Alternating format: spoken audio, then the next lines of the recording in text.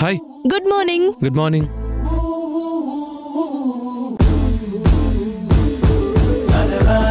ఏంటి కార్తిక్, వర్క్ బిజీలో ఉన్నావా?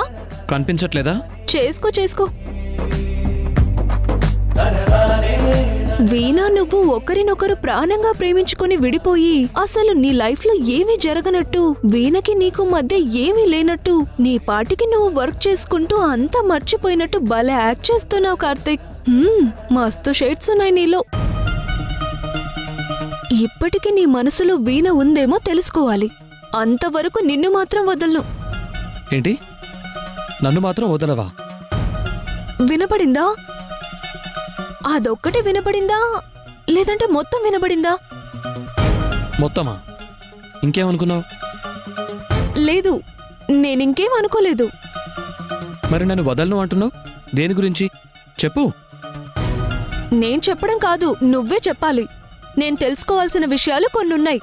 నువ్వు చెప్తానంటే అడుగుతాను. ఎలాగూ నువ్వు చెప్పేదాకా వదలకుండా అడుగుతూనే ఉంటావు కదా. ఏంటో అడుగు. చెప్పాలనిపిస్తే చెప్తాను. సరే, అడుగుతున్నాను. నువ్వు వీణా లవ్ చేసుకున్నారు కదా, ఎందుకు విడిపోయారు? వీణాని చూస్తే మరీ మొండి మనిషిలా ఉంది. అలాంటి అమ్మాయిని ఎలా లవ్ చేశావు కార్తిక్? నిన్ను కాదని వీణా రిషిని ఎందుకు పెళ్లి చేసుకుంది? అసలు నాకేం అర్థం కావడం లేదు. మీ స్టోరీ కొంచెం అర్థమయ్యేలా చెప్తావా కార్తిక్? అడుగుతుంది నిన్నే కార్తిక్.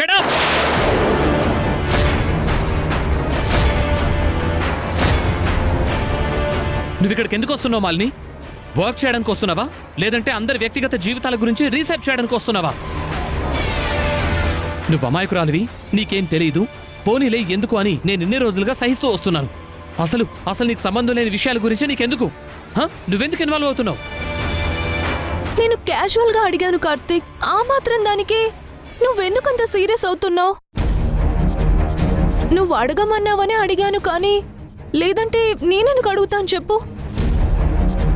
సారీ కార్తిక్, నీకింత కోపం తెప్పిస్తాననుకోలేదు. చూడు మాలిని, ఇంకెప్పుడు ఇలాంటి విషయాలు నా దగ్గర ప్రస్తావించొద్దు. మన లిమిట్స్ లో మనం ఉంటే మంచిది. కార్తిక్ కార్తిక్ కార్తిక్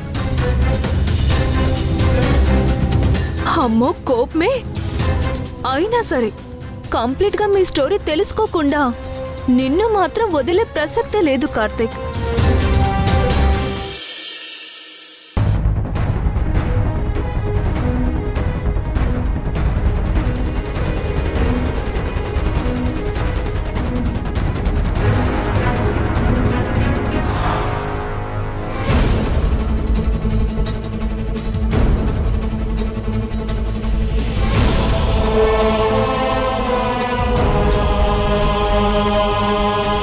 బుజ్జి, ఇది నాన్న పనిచేసే ఆఫీసే. అవునా? అయితే అక్క కూడా ఇక్కడే పనిచేస్తుందా అమ్మా? ఏమో, వెళ్ళి చూద్దాం పదా.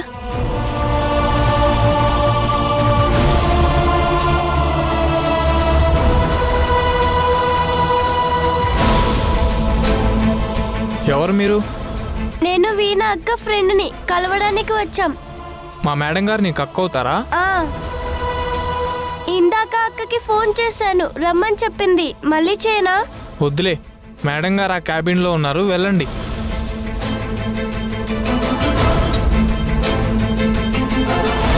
అక్క. హే బుజ్జి, రా. నమస్తే మేడం. నమస్తే, బాగున్నారా? బాగున్నాను. కూర్చోండి. కూర్చో. అక్క, నువ్వు ఈ ఆఫీస్లోనే పనిచేస్తావా? అవును. మా నాన్న కూడా ఇక్కడే పనిచేస్తాడని అమ్మ చెప్పింది. అవునా? మీ నాన్న పేరేంటి? సూర్యకాంత్.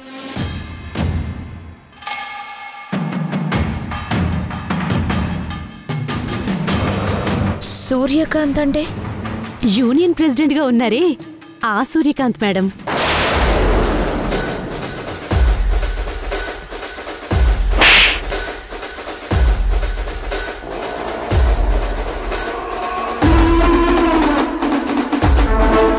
ఏది మర్చిపోలేదు మేడం.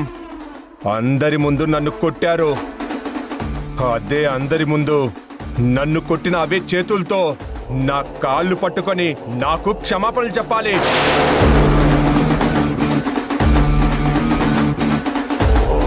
వీణకి కావాల్సిన వాళ్ళు వస్తారు అని చెప్పింది ఎవరై ఉంటారు? బాబులరా, వీణా మేడంని కలవడానికి ఎవరైనా వచ్చారా? వచ్చారు సార్.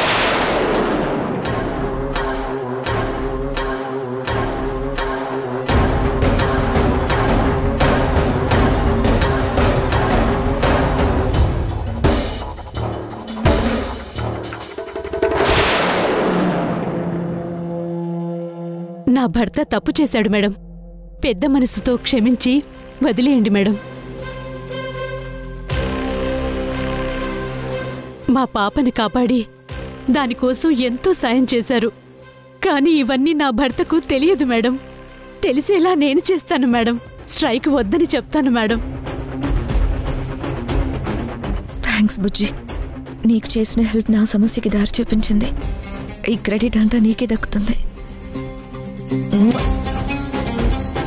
చూడండి, మీరు నా పట్ల చూపిస్తున్న కృతజ్ఞతకి చాలా చాలా థ్యాంక్స్. ఏదో అనుకోకుండా తప్పు జరిగిపోయింది. కానీ స్ట్రైక్ వల్ల మీలాగే మిగిలిన వర్కర్స్ భార్య బిడ్డలు కష్టపడుతున్నారు. అవన్నీ పోవాలంటే స్ట్రైక్ ఆగాలి. అంటే తప్పకుండా ఆగుతుంది మేడం. అలాగని నేను మీకు మాటిస్తున్నాను మేడం.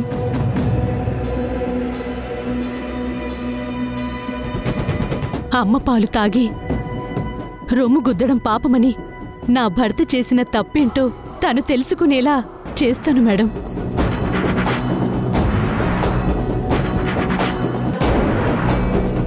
మీ రుణం తీర్చుకునే చిన్న అవకాశం దొరికిందని ఆనందపడుతున్నాను. నా మాట నమ్మండి మేడం. నాన్నని నేను ఒప్పిస్తానక్క, డోంట్ వరీ. ఓకే, కానీ స్ట్రైక్ ఆగే వరకు మీరు నాతో అన్న మాటలు ఎవరికి తెలియకూడదు. ఇక్కడ మీరు సూర్య తరపున మనుషులని అస్సలు తెలియకూడదు. సరే మేడం. అక్క, నీకోసం గారెలు.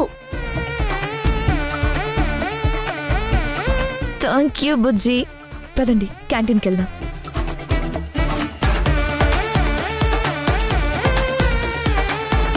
ఒక్క నిమిషం. మీరు వీణకి బాగా కావాల్సిన వాళ్ళని చెప్పింది అంటే బంధువులు అవుతారా? బంధువులైతే ఇంట్లో కలవాలి గాని ఆఫీస్లో కలవడం ఏంటి? అవును, నేను అక్క ఫ్రెండ్స్ అవుతాం. నీకు తను ఫ్రెండ్ ఏంటి? మావయ్య గారు కొత్తగా పరిచయం అయ్యారులేండి.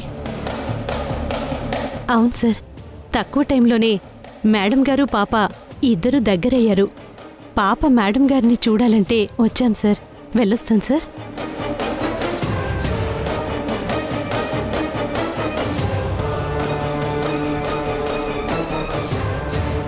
ఏదో తేడాగా ఉంది, కానీ క్లారిటీ రావట్లేదు. స్ట్రైక్ మ్యాటర్కి వీళ్ళకి ఏదైనా సంబంధం ఉందా? నాన్న, స్ట్రైక్ సమస్యలో నాకు దారి చూపించావు. అంతా అనుకున్నట్లే జరిగి వర్కర్స్ పనిలోకి రావాలి. సూపర్వైజర్ మేడం, స్టాక్ డీటెయిల్స్ ఏంటి? స్టాక్ అయిపోయింది మేడం. కొత్త ఆర్డర్ల కోసం ఒకటే ఫోన్లు వస్తున్నాయి. వాళ్ళకి ఆన్సర్ ఎలా చెప్పాలో తెలియట్లేదు. ఓకే, మీరు వెళ్ళండి. చూసావా వీణా, ఆర్డర్స్ కోసం కాల్స్ వస్తున్నాయి. కానీ స్ట్రైక్తో కంపెనీ మూతపడిపోయిందని తెలిసాక పక్క కంపెనీకి ఆర్డర్స్ అన్నీ వెళ్ళిపోతాయి. అప్పుడు నువ్వు ఇంట్లో అంట్లు తోముకుంటూ వంట చేస్తూ ఉండాలి. అదే జరగబోతుంది. రెడీగా ఉండు.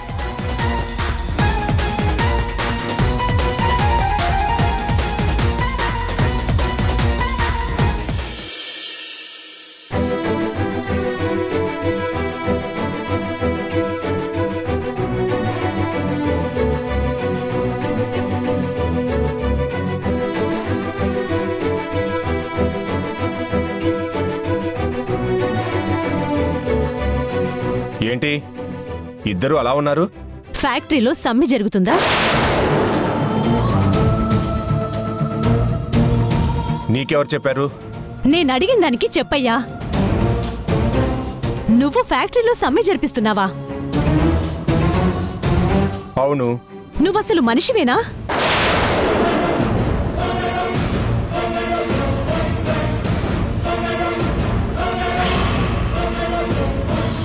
అంత మంచి మనిషి అయిన వీణా మేడం మాట వినకుండా ఆవిడకు విరుద్ధంగా సమ్మె చేస్తున్నావా? బుద్ధుందా నీకసలు? ఇవన్నీ నీకెందుకే? అయినా అసలు వీణా మేడం గురించి నీకెలా తెలుసు? ఇవాళ నేను పాప మీ ఆఫీస్కొచ్చి వీణా మేడంని కలిసాం.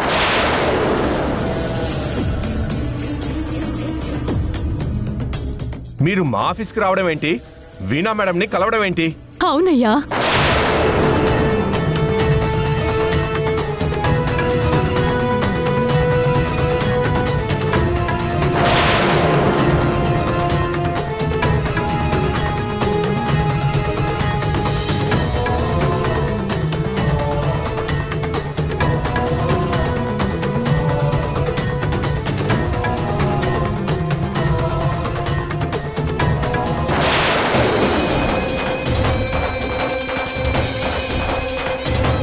ఈ బుజ్జి తల్లి తొందరలోనే చదువుల తల్లి అవుతుంది. బాగా చదివించండి. మీ ఇబ్బందులు రేఖ చదువు కడ్డు రాకూడదు. కావాలంటే పాపకి చదువుకి సంబంధించి ఖర్చంతా నేనే పెట్టుకుంటాను. నా ఫోన్ నెంబర్ పాప దగ్గర ఉంది. మీకు ఏదైనా అవసరం ఉంటే నాకు ఫోన్ చేయండి. ఆ మేడం పాపని 2 సార్లు కాపాడి మనకెంతో సాయం చేసింది. అంత మంచి మనిషికి రుణపడి ఉండడం అంటే ఇదేనా? మంచి వాళ్ళకి మనం మంచి చెయ్యకపోయినా పర్వాలేదు, కానీ చెడు మాత్రం చెయ్యకూడదయ్యా. అలా చేస్తే ఆ దేవుడు కూడా చూస్తూ ఊరుకోడయ్యా. తప్పులు అందరూ చేస్తారు. కొందరు మాట జారి తప్పు చేస్తారు, ఇంకొందరు చెయ్యి జారి తప్పు చేస్తారు. ఆ మాత్రం దానికే నువ్వు పౌరుషానికి పోయి ఎవ్వర్నీ పనుల్లోకి వెళ్ళనివ్వకుండా నీ కడుపు మార్చుకుంటుందే కాకుండా అందరి కడుపులు మాడుస్తున్నావు. ఎవ్వరూ చెయ్యకూడని తప్పు చేస్తున్నావయ్యా. అసలు నువ్వు ఏం చేద్దామని ఈ సమ్మె చేస్తున్నావు? చెప్పయ్యా, చెప్పు.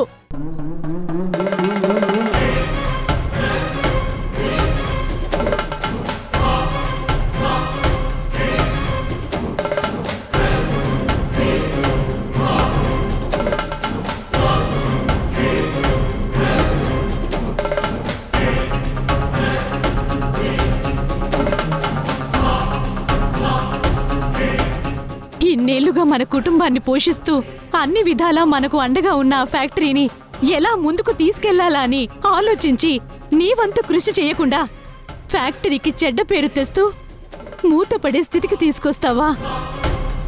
నీకిది న్యాయం అనిపిస్తుందా?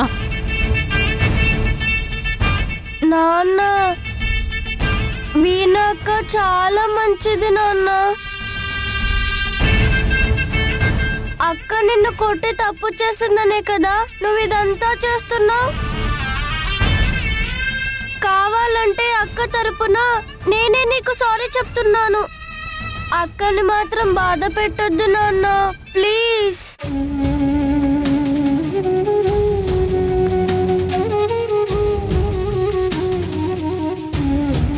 చూడు, ఏదో 1-2 సార్లు సాయం చేసిందని ఆ వీణా మేడం బాధపడకూడదు అని కోరుకుంటుంది నీ కూతురు.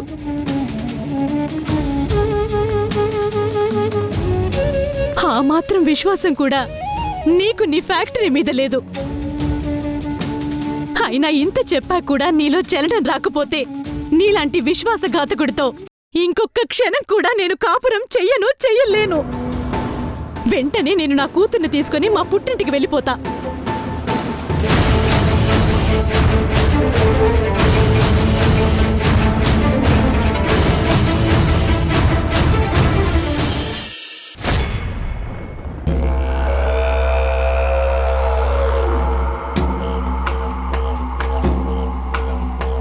ఏంటి డాడ్, హ్యాపీగా ఉండాల్సిన టైంలో ఏదో సీరియస్గా ఆలోచిస్తున్నారు? హ్యాపీగా ఉండాలా? దేనికిరా? దేనికేంటి డాడ్? కంపెనీ రూల్ ప్రకారం తన వల్ల క్రియేట్ అయిన ప్రాబ్లం సాల్వ్ అవ్వకపోతే వీణా బోర్డ్ ఆఫ్ డైరెక్టర్గా రిజైన్ చేస్తానంది కదా. ఎలాగో ఇక టైం లేదు. నెక్స్ట్ జరగబోయేది కూడా అదే కాబట్టి మనం హ్యాపీగా ఉండాలి డాడ్. కమాన్ చీరప్. నువ్వు వీణని చాలా తక్కువ అంచనా వేస్తున్నావు రిషి. మనకి తెలియకుండా వీణ ఏదో చేస్తుంది. అదేంటో ఎంత ఆలోచించినా అర్థం కావట్లేదు. ఇంకా దానికంత సీన్ లేదు డాడ్. ఏదైనా ప్లాన్ చేసి ఉంటే ఈ పాటికే చేసి ఉండేది. తన దగ్గర నో మోర్ ఆప్షన్స్.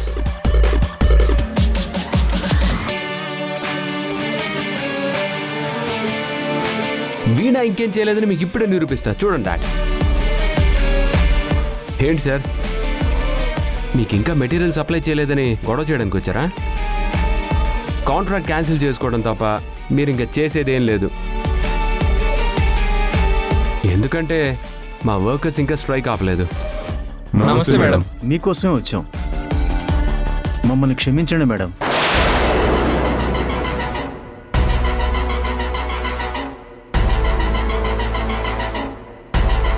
ఇచ్చిన మాట ప్రకారం మీరు మెటీరియల్ పంపించి మీరు మాట నిలబెట్టుకున్నారు మేడం.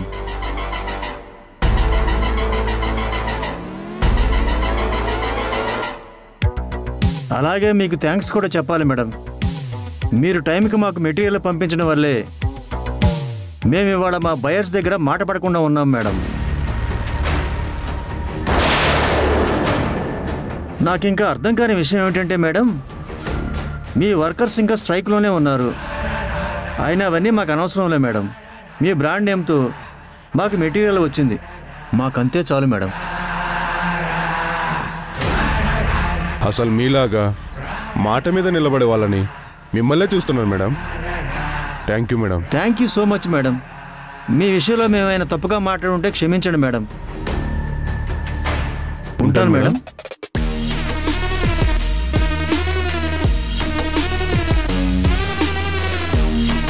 వీణా, మన కంపెనీ వర్కర్ స్ట్రైక్ ఆగలేదు, మన ఫ్యాక్టరీలో పని జరగలేదు. అలాంటప్పుడు వాళ్ళకి మెటీరియల్ ఎలా సప్లై అయింది? నువ్వు అమాయకుడు అనుకున్నాను, కానీ అసలు లోక జ్ఞానమే లేనివాడివని ఇవాళ నాకు అర్థమైంది రిషి. చూడు వీణా, జరిగిన తప్పుని సరిదిద్దాల్సింది పోయి ఇంకా ఇంకా తప్పులు చేస్తున్నావు. వేరే ఫ్యాక్టరీలో వర్కర్స్ని పెట్టి పని చేయించినంత మాత్రాన మన ఫ్యాక్టరీలో ప్రాబ్లం సాల్వ్ అవుతాయి అనుకుంటున్నావా? మీరు నిజంగా సూపర్ మావయ్య గారు. మీ అనుభవం అలాంటిది. ఎప్పుడు మావయ్య గారితో తిరగడం కాదు రిషి, ఆయన తెలివితేటల నుంచి, ఆయన అనుభవం నుంచి కొంచెమైనా నేర్చుకో రిషి. చూడు, నేను చెప్పకుండానే మావయ్య గారు ఎలా గెస్ చేశారో. మీరు టూ ఇంటెలిజెంట్ మావయ్య గారు. తప్పు చేస్తున్నావు వీణా. ఈ విషయం మన ఫ్యాక్టరీ యూనియన్ వాళ్ళకి తెలిసిందంటే పరిస్థితులు చాలా తీవ్రంగా ఉంటాయి.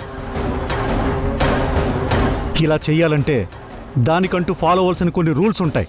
తెలుసు మావయ్య, కానీ ఏం చేస్తాం, ఇచ్చిన మాట కోసం అలా చేయక తప్పలేదు. టైంకి మెటీరియల్ సప్లై చేయడమే కదా మన మెయిన్ టాస్క్. వీణ టైం అయిపోయింది, బోర్డ్ ఆఫ్ డైరెక్టర్ బాధ్యతలకి రిజైన్ చేయడమే ఆలస్యమని సంబరపడిపోతున్నారా?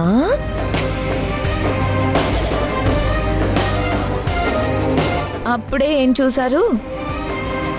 ముందుంది ముసళ్ళ పండుగ.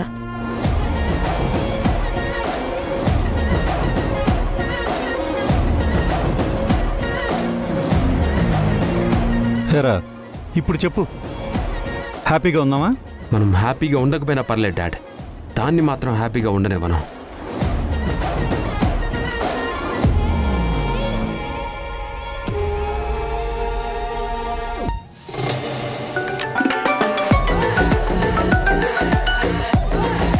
చెప్పండి సార్.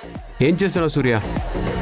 అవతల మీ యూనియన్ వాళ్ళ కళ్ళు గప్పి ఆ వీణ బయట వేరే ఫ్యాక్టరీలో వర్క్ చేయించుకొని మెటీరియల్ సప్లై కూడా చేయిస్తుంది.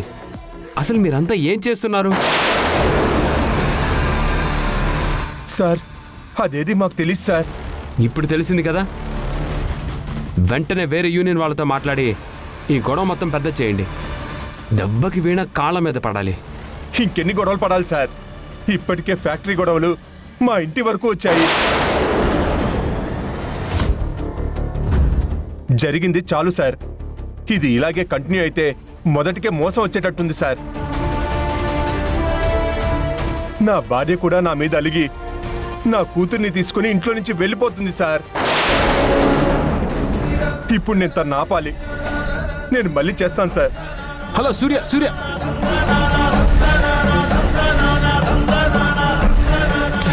కట్ చేశాడు డాడ్. మనకి తెలియకుండానే ఏదో జరుగుతుంది డాడ్. చూద్దాం ఏం జరుగుతుందో చూద్దాం.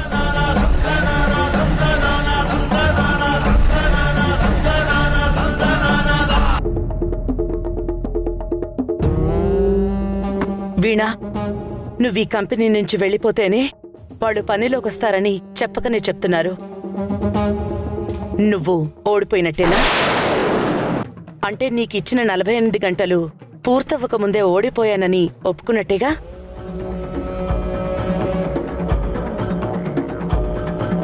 అయితే బైలాస్ ప్రకారం బోర్డ్ ఆఫ్ డైరెక్టర్స్ పదవి నుంచి కంపెనీ నుంచి పర్మనెంట్గా వెళ్ళిపోవాల్సి ఉంటుంది వీణా.